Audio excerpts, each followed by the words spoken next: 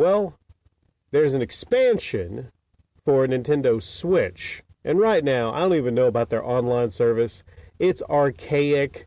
It's not, it's not an online service, actually an online service like Xbox and PlayStation. There's key features missing. For voice chat, you got to use your phones. It's way behind the times. That's the one, I would say the one big flaw when it comes to Nintendo is their online service. And I use that in quotations, service, from everything I've heard from people that actually have a Switch. Nintendo has great games and everything, but when it comes to their online service, they lag far behind Sony and Microsoft. So, of course, they would increase more than double the price of their online service from $20 to $50. There's an option to go with an ultimate expansion plan or whatever they call it. And they have the brilliant idea of having Animal Crossing DLC tied to this if you want to pay into the expansion. So I just think it's kind of weird having DLC tied to an expansion. But you might say, Rick, okay, so they're more than doubling the price offering this expansion. What do you get? What do you get? Are they going to offer some brand new games every month, huh? You going to get a Breath of the Wild-like quality game on this service? Hey, a lot of people, their mouths are watering. Man, I could just get this service $50 a year and I could get to play Breath of the Wild. I don't have that game. That's awesome. No, you don't get that. You get you some Ocarina of Time, though. You like your Ocarina of Time? Ocarina. I know it's going to trigger some Zelda fanboys and girls, Yeah, you got the Zelda game. And I do mean game, because there's only one Zelda game on here. There's one Mario game on here. There's no Skyward Sword. There's no Super Mario Sunshine. These are old games.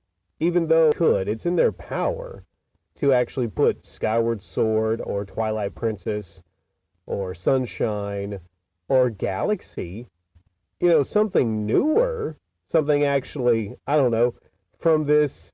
What's the only game on here? It's a 2007 N64 game. There was a 2007 N64 game, Sin and Punishment, I believe it's called. I don't understand the thought process here. This seems like a joke. Unless they're going to add some GameCube games later on, or, they got Sega games on here, maybe some Dreamcast games, and hell, maybe some at least Saturn games. I just don't see this as being worth the money at all versus the other offerings. I can't even recommend this if all you have is a Nintendo Switch.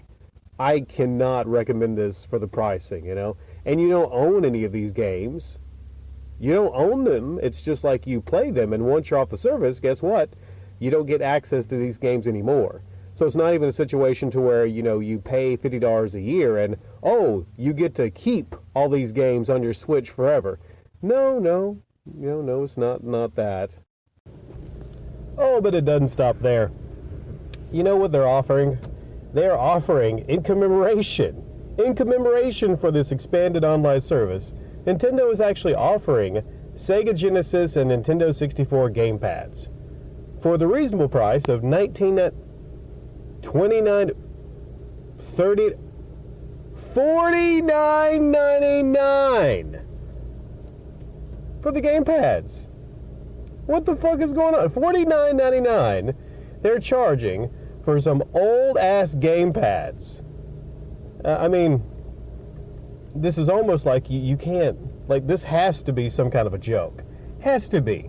Is it April Fool's Day? This has to be some kind of a joke. So not only are they overcharging and under-delivering on the expanded online service versus Sony and Microsoft, but they have the fucking audacity to actually charge you $49.99, basically brand new controller cost, for old-ass controllers. No discounts here. You get 0 discounts. But what's worse is the scalpers now are actually charging well over $100 for the N64 controller. So Nintendo starts the scalping process. I'm going there.